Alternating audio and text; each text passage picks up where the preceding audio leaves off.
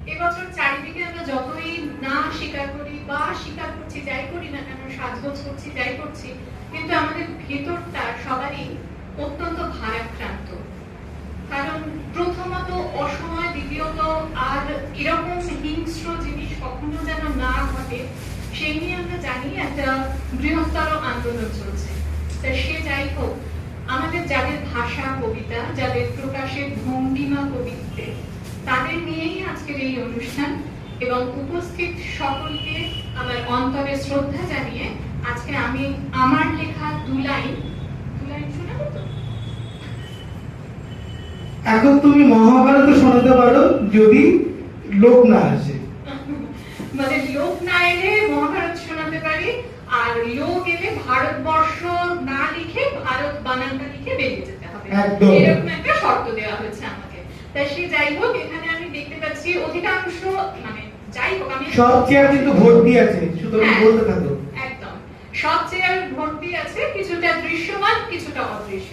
সে যাই হোক, এটা নতুন ধরনের একটা অভিজ্ঞতা হচ্ছে। আজকে আছেন সবার সাথে আমার পরিচয় নেই, আমার পরিচয় আছে কুশলের সঙ্গে, যার আমন্ত্রণে আমার এখানে আসা। আমি শ্রমিককে চিনি, মুখ চিনি, পরিচয় নেই।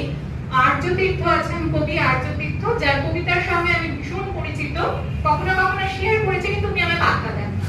হ্যাঁ দাদা ভাই একদম পাত্তা দেন না, ওনার পোস্টে কমেন্ট করলেও পাত্তা দেন না, একদম পোস্টে কমেন্ট করো তো, পোস্টের কাজ করে নিজের কাজ করে না। পাত্তা দেন, আমাকে পাত্তা দেন বলতে হবে না যে আমাকে পাত্তা দেন না। হ্যাঁ যাই হোক, যেহেতু অচেনা মুখ আমাদের কেউই পাত্তা দেয় না, সেই জন্য সে যাই হোক, আমাদের আবার পাত্তা না দিলে না পাত্তা পাওয়ার নেশায় পেয়ে বসে।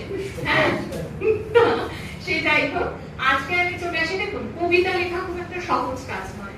যারা বলেন যে ঘরের কোন লাগে বা কিছু, সেটা তাদের মতামত, কিন্তু আমার মনে হয় যদি কেউ সত্যিকারের কিছু প্রকাশ করতে চায়, সেটা বন হোক বা কোন, প্রকাশ তার হবে। যাই হোক, এত কথা না বলে আমরা যেটা সবচেয়ে বেশি ভালোবাসি, আমাদের বাংলাকে, সেই বাংলাকে নিয়ে আমার লেখা কয়েক লাইন আপনারা যদি কষ্ট করে একটু সহ্য করেন, আমার ভালো লাগবে। দেখুন, আজকের এই বাংলার সঙ্গে আমাদের সেই বাংলা যাকে আমরা ভালোবাসি তার কিন্তু মিল নেই। তো আমার মনে হয় এটা বোধহয় আমাদের সবার মনের কথা। আমি তাহলে চলে যাই আমার আজকের কবিতাটার নাম জড়িয়ে রেখো। মানে যেমন ভাবে আমাদের বঙ্গভূমি, আমাদের বঙ্গ সংস্কৃতি আমাদের জড়িয়ে রেখেছিল, সেই নিয়েই আমার এই লেখাটি।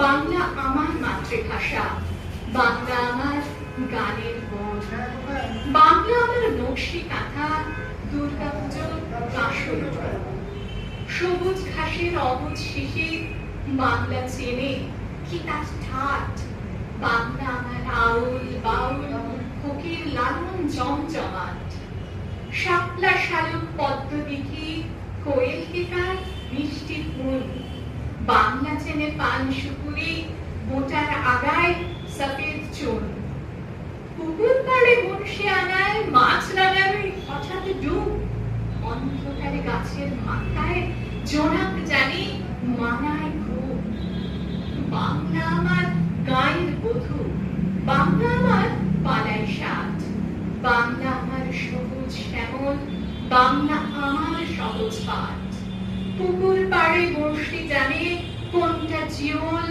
কোনটা রুই, বাংলা চেনে মায়ের হাসি, বাংলা আদর মিষ্টি তুই, তুলসী তলায় প্রদীপ জলে কোন মাসে দেয় আকাশ দ্বীপ, ইঁদুর ঘটে কে গো পরায় ঝলমলে এক সিঁদুর টিপ, শাঁখ বাজারে কার ছেলে আজ পড়তে বসে সন্ধ্যেতে, কাল পাড়াতে আড্ডা জমে মনের ভালো মন্দেতে, বাংলা চেনে শহীদ দিবস, বাংলা হৃদয় রক্তে লাল, বাংলা জানে ঠিক কখনই চাঁদতে যে হয় রং মশাল, বাংলা আমার চোখের জলে ভিজিয়ে রাখা দুঃখটা, বাংলা আমার অপুর সাথে হারিয়ে যাওয়া মনস্তাপ, বাংলা আমার বুকের ভেতর আগলে রাখা মায়ের মন, জড়িয়ে রেখো ধরিয়ে রেখো থাকবে এ শ্বাস যতক্ষণ।